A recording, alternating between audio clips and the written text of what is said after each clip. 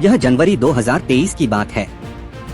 Wall street की एक छोटी सी रिसर्च फर्म हिंडनबर्ग रिसर्च ने एक सनसनीखेज रिपोर्ट जारी की, जिसमें भारतीय समूह अडानी ग्रुप और उसके करिश्माई मालिक गौतम अडानी पर कॉरपोरेट इतिहास का सबसे बड़ा घोटाला करने का आरोप लगाया गया। उनके आरोप क्या थे?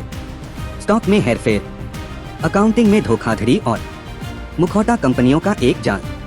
यह झटका भारतीय व्यापार के हृदय पर लगता है।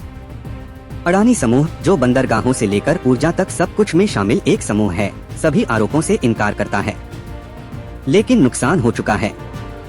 अडानी समूह के शेयरों में भारी गिरावट आई है, जिससे निवेश जगत में सदमे की लहर दौड़ गई है।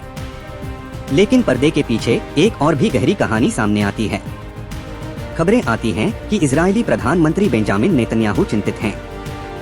हिंडनबर्ग रिपोर्ट के जारी होने से ठीक पहले अडानी समूह ने हाइफा बंदरगाह को हासिल करने के लिए बोली जीती थी, जो इजराइल के लिए एक रणनीतिक रूप से महत्वपूर्ण संपत्ति है।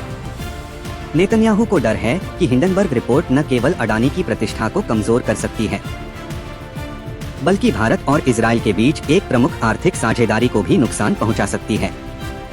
कथित तौर पर नेतन्याहू ने मोसाद, इजराइल की राष्ट्रीय खुफिया एजेंसी को हस्तक्षेप करने का आदेश दिया।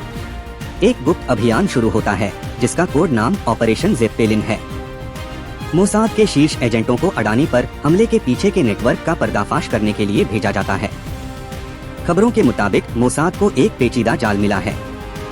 उनकी जांच में पता चला कि हिंडनबर्ग रिसर्च और भारतीय विपक्षी नेता राहुल गांधी, जो अडानी और मोदी के खिलाफ बोलते रहे हैं, के बीच कुछ संबंध हो सकते हैं।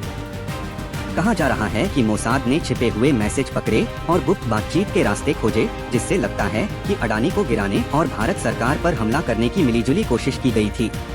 लेकिन हिंडनबर्ग रिसर्च के संस्थापक नाथन एंडरसन इन आरोपों को खारिज करते हैं और उन्हें बेतुकी जासूसी कहानी कहते हैं। उन्होंने किसी भी भारतीय राजनेता से संबंध होने से इनकार किया है और इन दावों के पीछे के स्रोतों की विश्वसनीयता पर सवाल उठाया है। अभी भी कई सवाल हैं। सच क्या है? क्या यह किसी खास मकसद से किया गया हमला था, जैसा कुछ लोग कह रहे हैं?